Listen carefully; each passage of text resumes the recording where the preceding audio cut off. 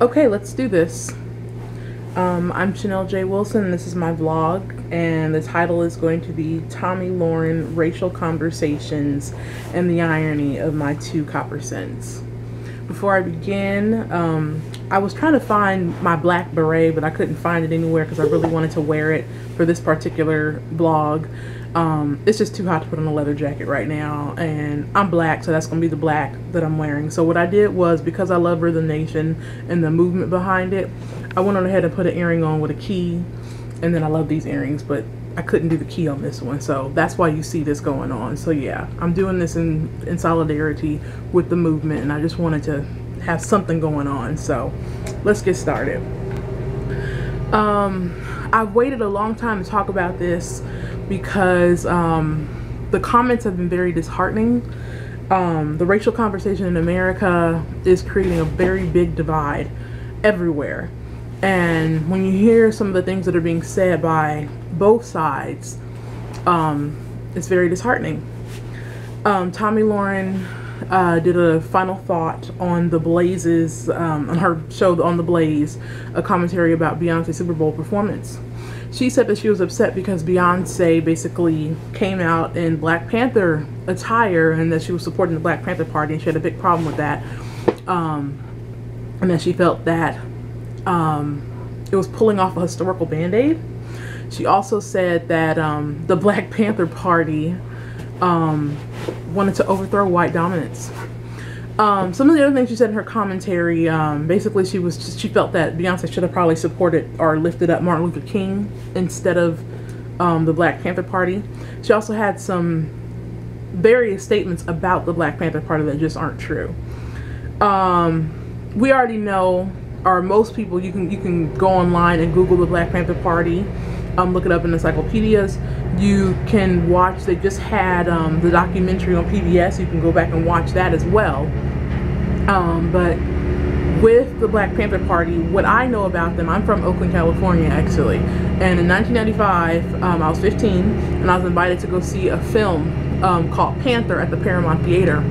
It was the premiere, and that's when I first learned about the Black Panther Party and just who they were and what they were about.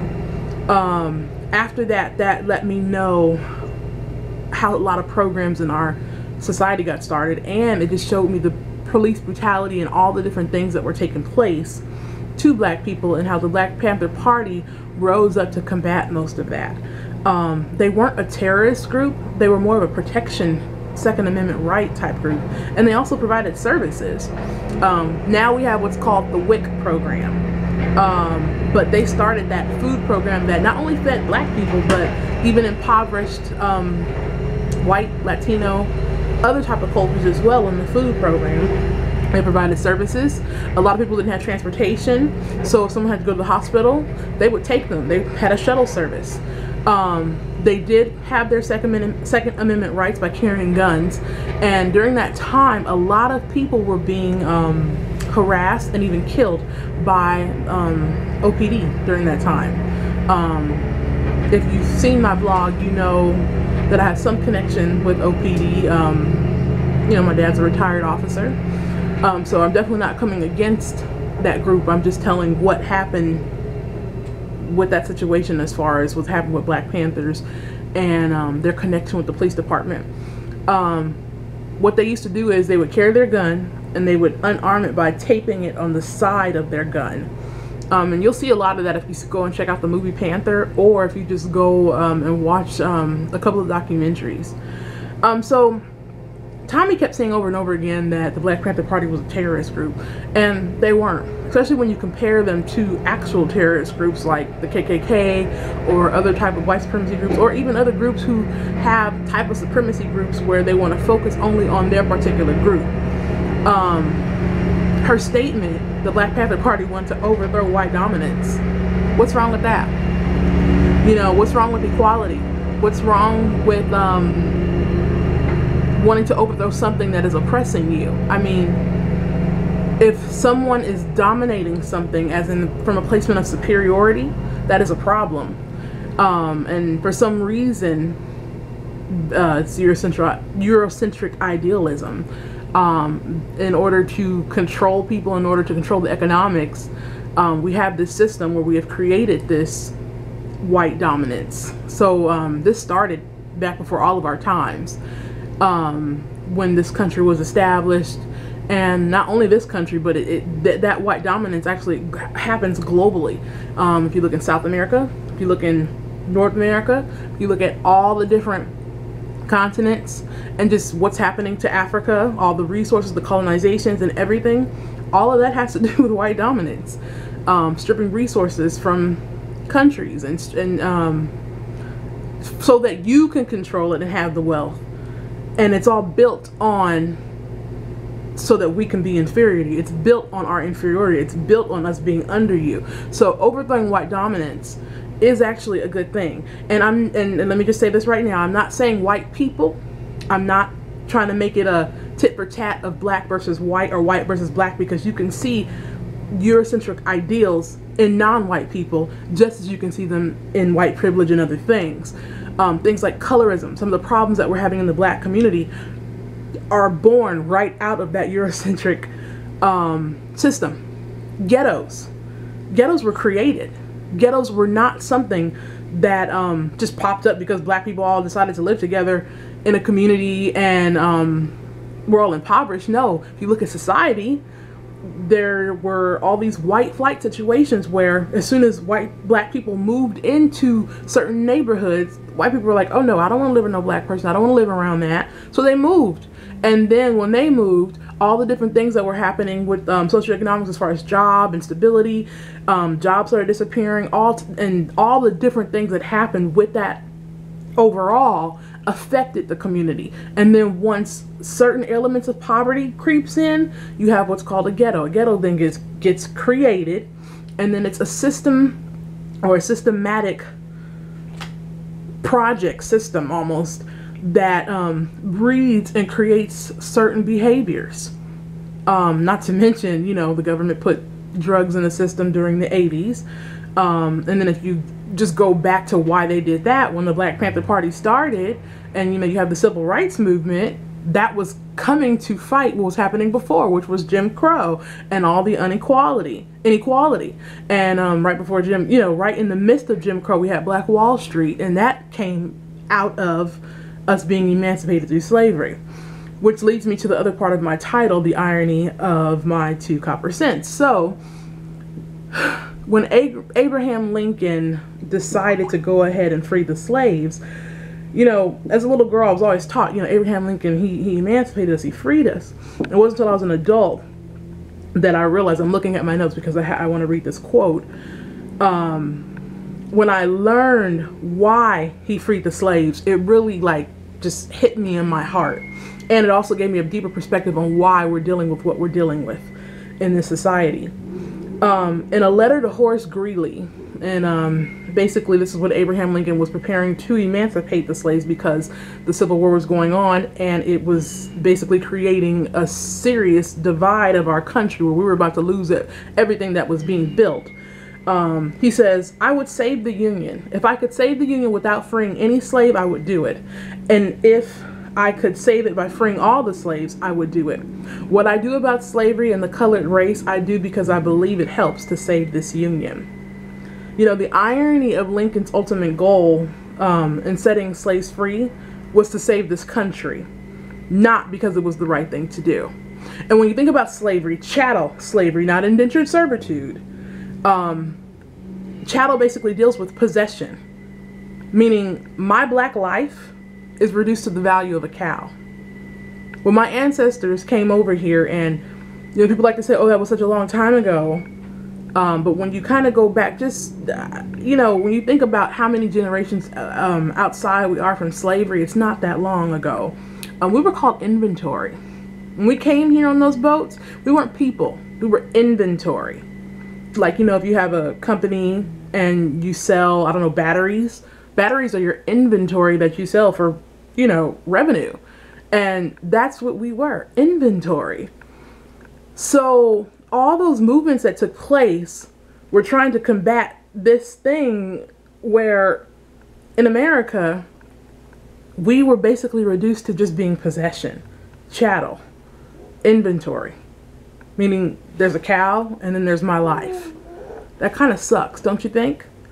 So if there's a party trying to overthrow Eurocentric dominance for the place because you're using my life for economics, I'm down with that. There's nothing wrong with that. That's why I got this key, because, you know, Rhythm Nation stood up against bigotry and insensitivity. And like I said, even if I look crazy, I don't care. I'm wearing that key because I wanted to have some kind of solidarity. Like I said, if I could have found my beret, I would have wore it, because I do stand against anything that wants to be oppressive, especially for the sake of green and the sake of dollar.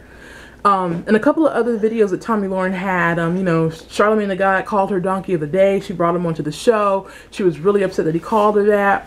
And she was like, you know, we're all focusing, you know, she's got this Black Panther party. She should have had MLK. And what we really need to be focusing on is the problems in the Black community. And a lot of people like to throw that out there, like, you know, oh, you want to say Black Lives Matter and you want to talk about, you know, valuing my life and stuff. But your people kill your people. Why do my people kill my people? Once again, it's all rooted in Eurocentric idealism. When you come against Black people who kill Black people, and that's not right, you're fighting a symptom. The root of that symptom is greed. And that greed and all that capitalism and all those things come from white dominance, Eurocentrism. That whole Eurocentric ideal, the way this country was built, the way it was founded. Now, you know, some people can say, they like to say, you know, if you have such a problem with America, leave, get out. And I'm gonna let you know right now, I've always had a desire to have some kind of dual citizenship. I've always wanted to learn other cultures as well. So, you know, yeah, I've been processing that for a long time. But I am American too, and hey, we're here. Why not jump on in? But we got to deal with this divide. So with this vlog, like I said, the title was Tomi Lahren, Racial Conversations and the Irony of My 2 Copper Cents. You know, we have that phrase, you know, let me get my 2 cents, let me put my 2 cents in. But the irony of the fact that the penny is a copper penny, is a black penny, and they put Abraham Lincoln's face going the opposite direction than the other presidents on the other coins. And that was very symbolic, you know, even though he did it to save the Union, he didn't do it because, you know, it was the right thing to do. I think later on he did talk about the moral aspects of it, but it was like later on in his life when he talked about that. But the fact that when they decided to make that penny and they said, we're gonna make his penny copper and we're gonna flip his face going that way, I think that's kind of ironic, you know, don't you think? Big up to Alanis.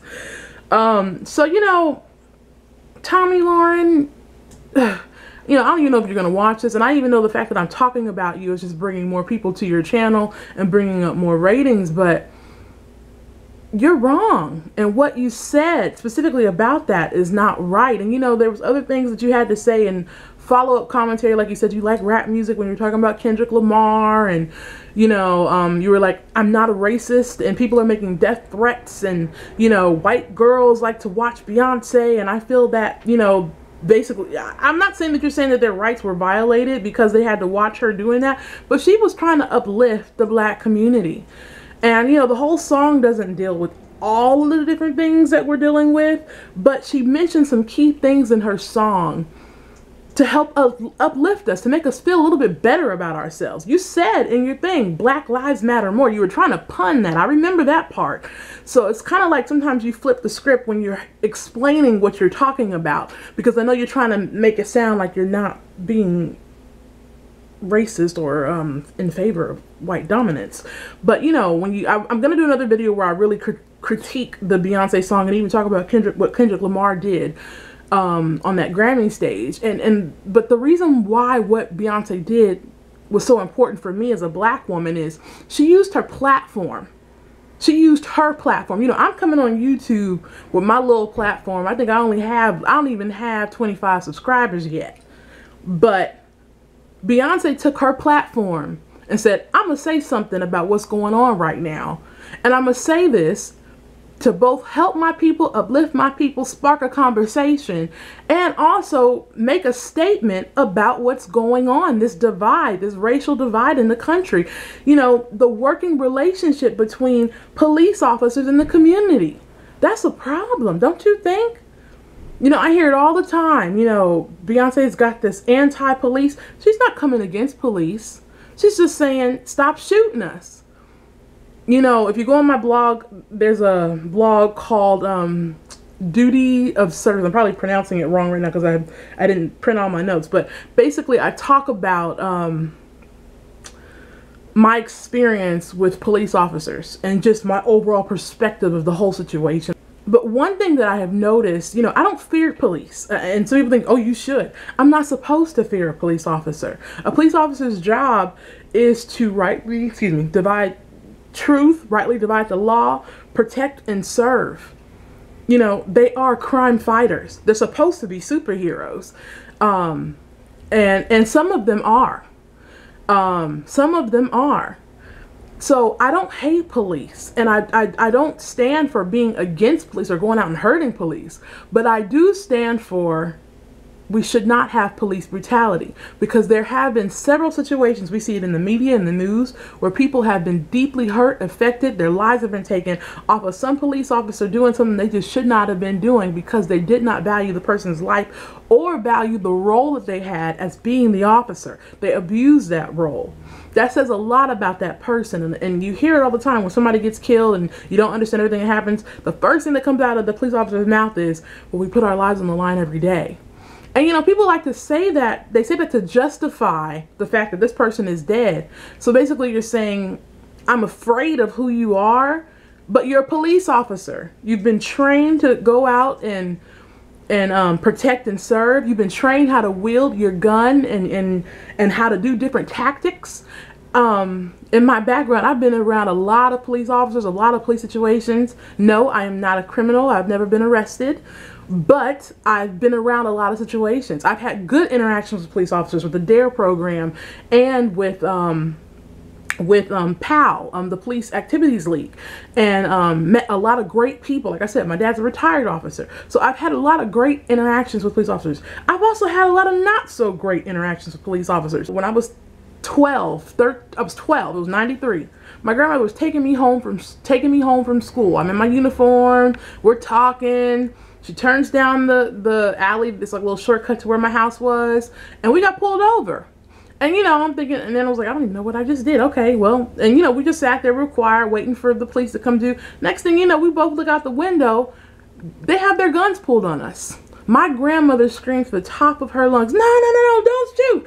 And the sound in her voice, you know, when you're a child and you hear an adult who is your authority figure lose all control out of fear, that puts you in a state of, I don't know what's about to happen, because if this is my authority figure and they're scared, that means we're in danger. And then I'm looking this way, and here I am, you know, 12. The only thing I'm thinking about at this point in my life is KRIS KROSS, and who don't like me on the playground at school, and how we're gonna defeat the next cheerleading group at the game.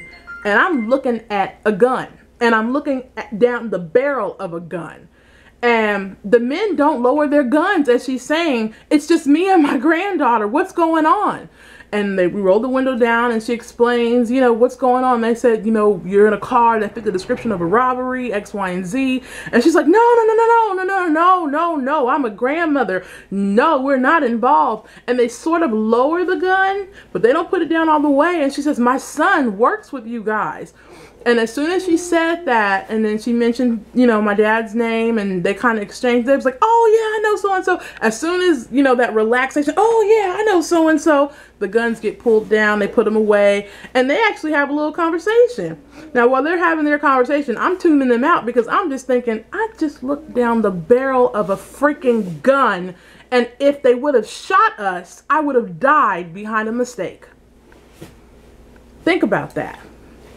What's going on with the working relationship between police officers and the community?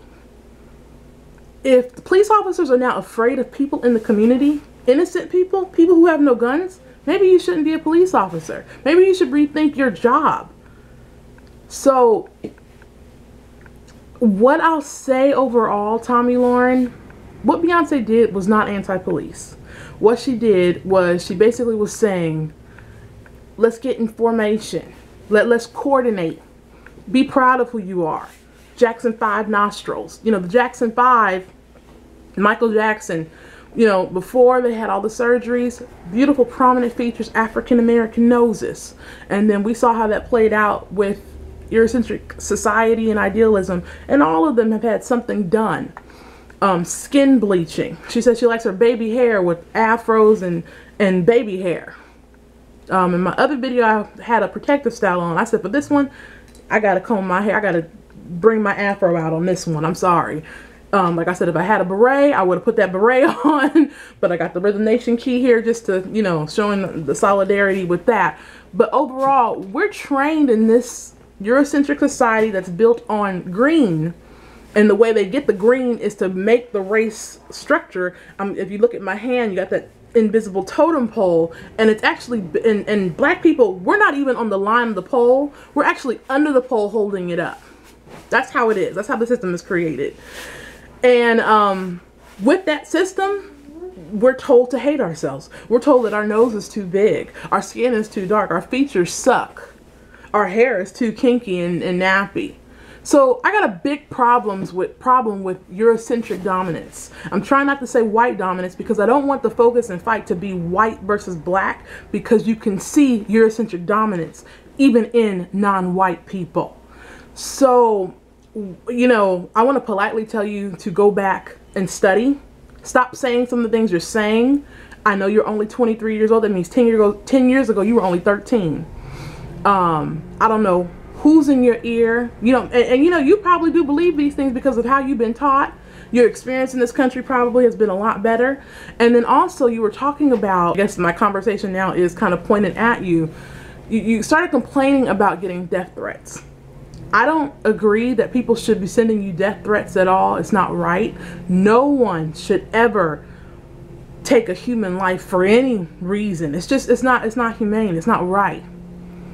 But don't expect sympathy from people because you're getting attacked off of something that you said that wasn't right. It wasn't right. It wasn't fair. It was offensive. It was insensitive. And I think at one time I typed somewhere, I said, and dare I say, hate speech. Because you're coming against basically my black life, my black skin. And one of your commentaries about this, you kept saying, we're American. We're American. And yes, we are. I am an American citizen. I have many family members who are from this country, were born here, have fought in every war, and this country was actually built on my people. So you darn right I'm American. And you darn right Beyonce showed up in middle America in the Bay Area, where I'm from, and walked up on that football field and said, okay, let's get in formation. I'm glad she pissed everybody off. I'm glad she ruffled your feather. I'm glad she did it, because it's going to get people talking. It's going to get people talking about these issues and what we're doing. What's the point of having a platform like that and not using it for greatness, not using it for something important? I wish you would use your platform, Tomi Lahren, I hope I'm saying your last name right, for greatness, instead of spewing out information that's not true. That's not right, especially when you still have a protected KKK party, you know, who really wants to take my black life. I come in contact with a lot of people all the time, and they love to say, oh, you're just a reverse racist, you're just a reverse racist, you know, you love black pride and all this kind of stuff. You know, my black pride has nothing to do with supremacy. It has nothing to do with trying to switch it like this. I'm trying to take that totem pole and balance it like this, where it's an even playing field. Eurocentric dominance is built on supremacy. I'm talking about equality and leveling that playing field like this, where we all can have a fair shot and chance and really live out this American dream like we said in the Constitution. And that's kind of the irony of my 2 copper cents. This country, you know, land of the free, you know, the pursuit of happiness, what is it, life, liberty, and the pursuit of happiness. And all while they did this, you had slaves. And not just slaves, chattel slaves. And not just chattel slaves, inventory chattel slaves, where you didn't even see them as human beings. In our Constitution, we were 3/5 human. I'm not trying to be on an Afrocentric kick. And I know a lot of people think that when you hear my passion, when you hear my sarcasm, when I'm talking about this matter and this situation. But it boils right down to the humanity of it all.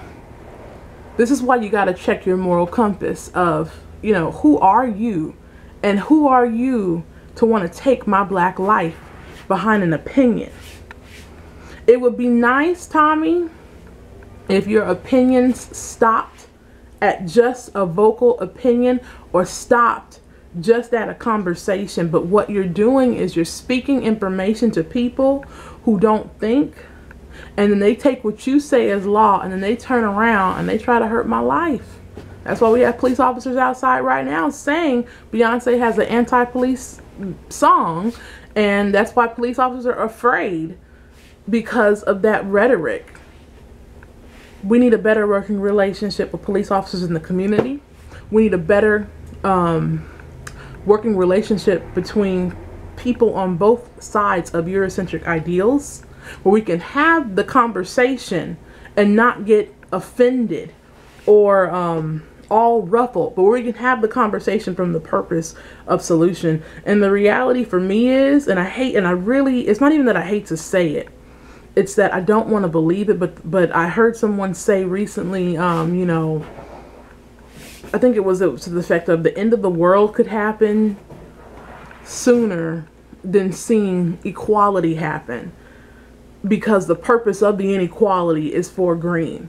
And, you know, I want to see things happen nicer in this country. I'm tired of seeing my people killed. I'm tired of seeing my people laid out in the street like an animal. It's not right. I'm tired of being judged. Here I am, an African-American woman. I'm educated. Okay, I'm black, you know. I'm very creative. I was a theater major. And I love everybody. I can go in several settings and people automatically judge me before I even open my mouth. I go to stores now and I don't even carry my purse. I just carry my wallet, because I've been accused too many times of stealing, and I'm not going to steal. I have integrity. My dad was a police officer. He drilled in us about integrity. So I'm not going to steal. That's not who I am. I'm going to get mine the right way, the legal way. You know, I do want to see my community get better. And not do better, get better. Notice how I said get better and not do better. You know, if I say do better, I'm implying that my community doesn't have problems. I'm implying that my community is just intentionally going out and creating crime and intentionally hurting each other and intentionally doing a lot of things. No, we were created to be the way we are right now. This was a creation. This was like a lab experiment. You know, when you have trauma, there's a writer and a doctor, Dr. Joy DeGruy. She wrote a book called Post-Traumatic Slave Syndrome. Check her out on YouTube. Awesome information. Awesome. And you know why I said it was awesome? Because right before I stumbled upon her work and her information, I was thinking about it based on just experiences I've had as a black person and living. You know, I've lived in all kinds of situations. I've lived in a hood, quote unquote ghetto. I've lived in a suburb. You know, I've switched up, and I've noticed as a black woman, I've had to wear many hats. I've had to wear many hats. And you know, we as a people have been through a lot, and we still are here. But what we went through, you know, I think if any other group went through it, they would have died out. But, you know, when you have trauma happen, you have to heal from that. You have to have some form of rehabilitation from that. You know, so what we're seeing is acts of people who have not been rehabilitated from experiencing traumatic events. That doesn't mean we're stupid. It doesn't mean that we're dumb.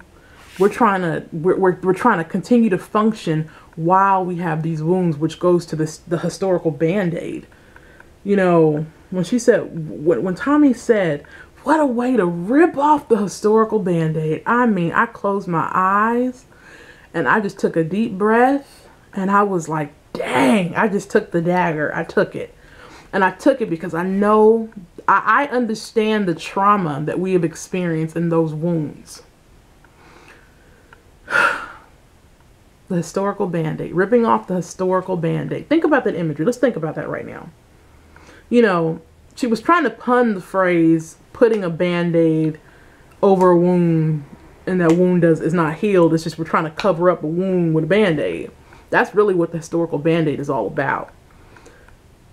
When she said it, I thought, you talking about the Band-Aid that's covering up the pus-filled gangrene wound that's got glass and shards from being whipped from cat o' nine tails, that's still continually being pushed and tugged at every single day. I mean, this wound is so messed up and fragmented that the hand, I'm gonna just imagine that it was on the hand. The hand is darn near falling off. It's still functioning and doing what it's supposed to do as a hand, but it's got this wound here, you know? Who created the wound? But you so focused about us pulling off the historical Band-Aid that y'all just slapped there with emancipation, or slapped there with this you know, civil rights. I'm not gonna get into the in-depthness of the irony of that part. You know, we're just gonna keep slapping these wounds here. You know, that was just a long time ago. It's all right. Here's another Band-Aid. You know. Yeah, I know Trayvon just got killed, and you know George Zimmerman is still out here acting a fool, but it's all good. It's okay. Get over it. Help your people. Yeah, you know, Mike Brown got shot. He was a thug. When all he did was shoplift, and he should have just been simply arrested for shoplifting, not killed like an animal, you know?